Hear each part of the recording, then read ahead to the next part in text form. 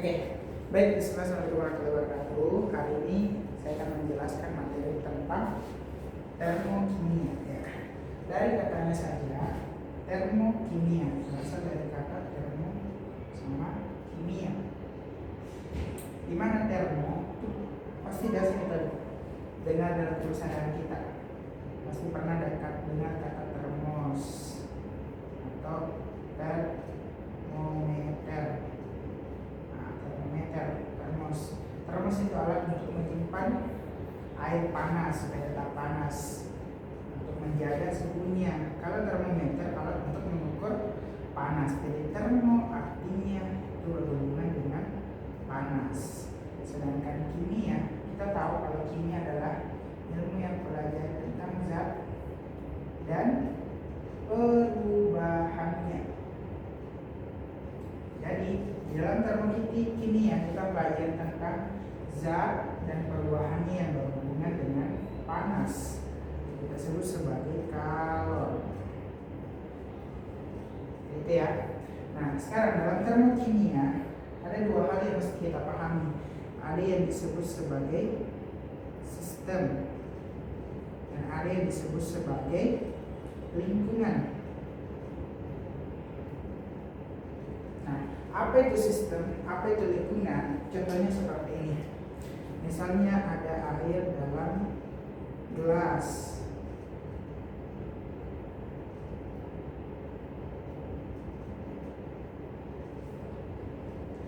Air di dalam gelas. Di dalam air gelas ini ada yang disebut sebagai sistem, ada yang disebut sebagai lingkungan. Nah, sistem itu yang menjadi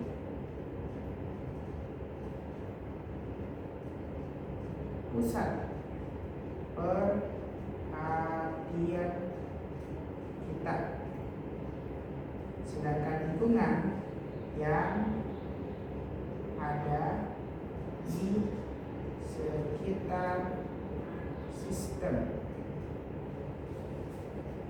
Jadi kalau air dalam gelas ini yang menjadi sistem adalah airnya, ini adalah sistem, sedangkan lingkungannya adalah yang ada di sekitar sistem, yang ada di sekitar air. Nah, lingkungannya itu adalah gelasnya, udara yang ada di sekitarnya, dan lain-lain. Pokoknya yang ada di sekitar air. Sistemnya tadi airnya. Nanti yang akan kita pelajari itu perpindahan panas atau kalor atau energi yang ada di dalam sistem ke lingkungan. Bisa juga sebaliknya, dari lingkungan masuk ke sistem. Nah, itulah yang disebut dengan termokimia. Akan kita pelajari termokimia. Sekarang sistem itu terbagi menjadi tiga. Ada yang disebut sebagai sistem terbuka, ada yang disebut sebagai sistem tertutup, dan ada yang disebut sebagai sistem terisolasi. Apa itu sistem terbuka, apa itu sistem tertutup, dan apa itu sistem terisolasi? Sistem terbuka itu memungkinkan terjadinya perpindahan materi dan energi. Terjadi perpindahan energi dan materi. Apa contohnya? Contohnya air yang ada di gelas. Air yang kita simpan di gelas dan tidak ada penutupnya, dia terbuka, airnya akan menguap atau berkurang. Apalagi kita jemur di sinar matahari, pasti airnya akan berkurang. Artinya dia berpindah dari sistem ke lingkungan. Artinya terjadi perpindahan materi, terjadi juga perpindahan energi. Sekarang kalau sistem tertutup itu dia terjadi perpindahan energi. Nah, yang tadi terbuka kan terjadi perpindahan materi dan energi. Sedangkan sistem tertutup hanya terjadi perpindahan energi. Nah, contohnya apa? Contohnya air yang kita simpan pada botol, air panas.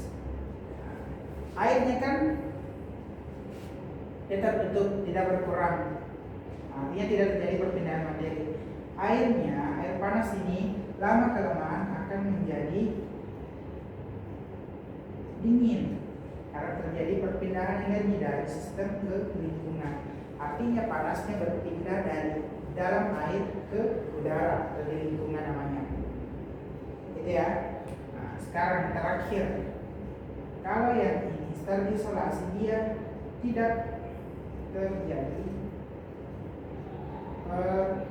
perpindahan energi dan materi. Jadi dia tidak terjadi perpindahan apapun, baik itu materinya, baik itu energinya. Contohnya air yang ada pada termos. Gimana gambar termos ya? Ya.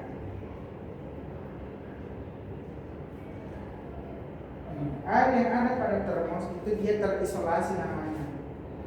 Walaupun sebenarnya tidak terisolasi secara penuh ya, lama-kelamaan akan tetap dingin.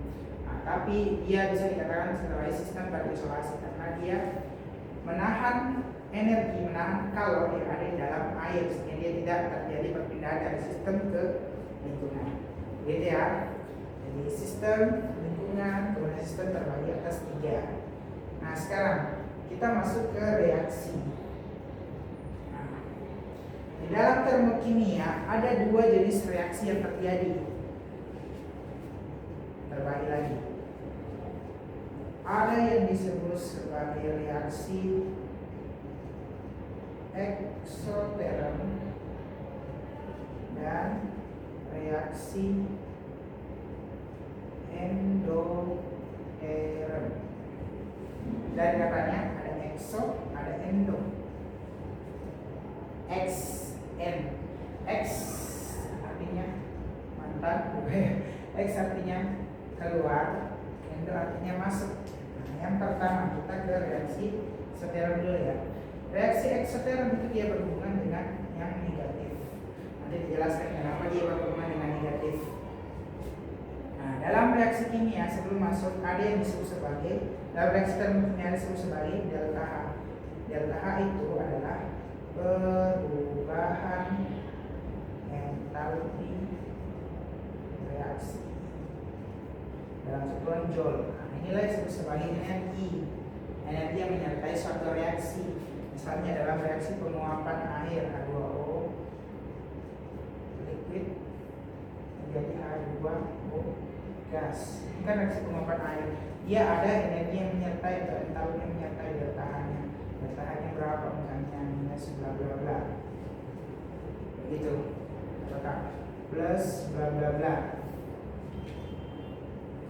Tidak ada yang menyertai reaksinya. Kalau dia minus, artinya dia reaksi eksoterm. Nah, ini akan dijelaskan. Reaksi eksoterm, apa yang disebut sebagai reaksi eksoterm? Misalnya ini adalah suatu sistem. Berarti di luarnya ini adalah lingkungan. Kalau eksoterm, dia terjadi perpindahan panas atau terjadi perpindahan energi dari sistem ke luar lingkungan, ke lingkungan. Energinya keluar. Energi. Nah, begitu. Ini sistem, misalnya air keluar. Nah, dia menghasilkan panas. Kalau dituliskan reaksi eksoterm adalah reaksi yang melepaskan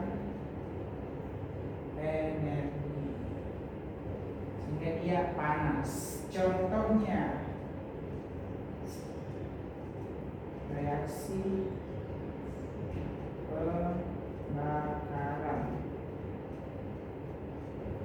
Kalau kita membakar ya, misalnya kertas, pasti lingkungan yang ada di sekitar kita itu menjadi panas. Itu diakibatkan energi yang ada di dalam sistem, energi yang ada di dalam kertas ini, ketika dibakar dia berpindah, panasnya dari kertas ini pindah ke lingkungan, sehingga lingkungan menjadi panas. Gitu ya. Kemudian reaksi yang kedua adalah reaksi endoterm.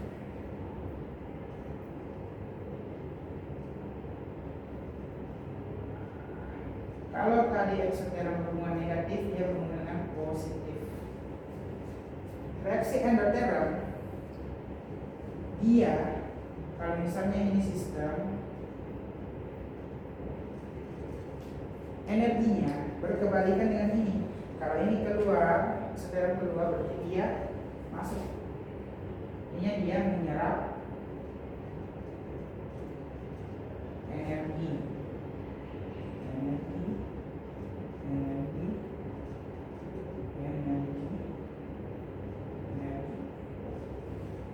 Dia menyerap yang namanya energi.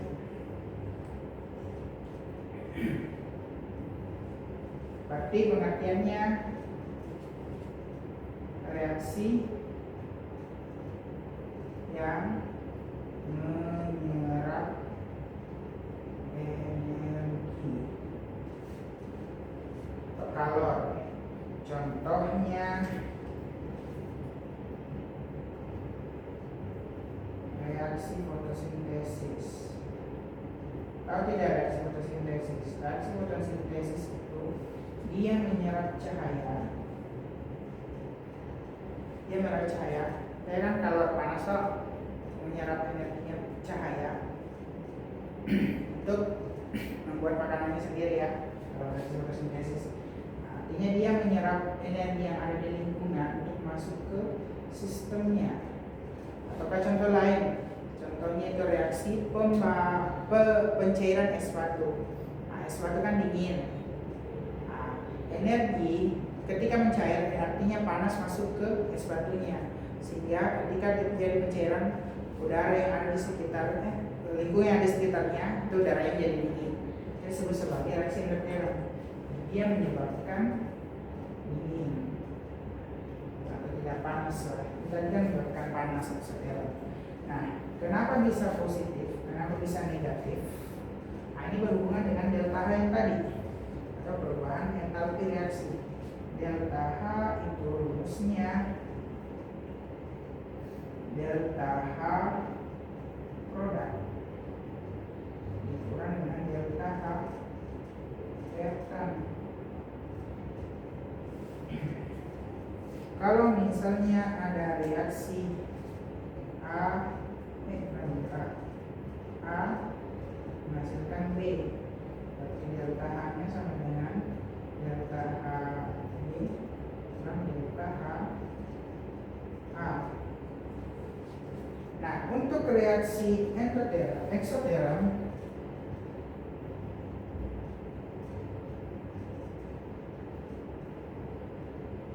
dia delta H produknya lebih kecil dibandingkan delta H reaktannya. Untuk reaksi endoterm, delta H produknya lebih besar dibandingkan delta H reaktannya. Artinya kalau reaksi eksoterm kita pakai rumusnya ini, jadi delta H produknya misalnya kan dia lebih kecil dibandingkan reaktannya. Artinya misalnya kalau sini 2, sini 3. Berarti rumusnya produk dikurang reaktan. Produknya 2 dikurang 3, maka hasilnya -1. Artinya dia minus karena reaksi eksoterm. Kemudian untuk endoteran produknya lebih besar dibandingkan dengan datanya. Kalau produknya besar contohnya 3, kecil berarti 2. Berarti kalau kita kasih masuk dulu dari tahap produk dikurang data reaktan berarti 3 dikurang 2. Artinya dia plus 1. Itulah kenapa biasa tandanya dia positif sama negatif. Kalau misalnya lihat reaksi H2O solid menjadi H2O liquid, delta H sama dengan plus 2,3 kilojoule misalnya. Nah, dari tips untuk mengetahui apakah dia reaksi eksoteran atau endoteran, langsung lihat saja tanda yang ininya. Dia apakah dia plus atau minus? Kalau dia plus artinya dia reaksi endoteran. Kalau dia minus artinya dia reaksi eksoteran. Jadi mungkin hanya itu materi tabel kimia.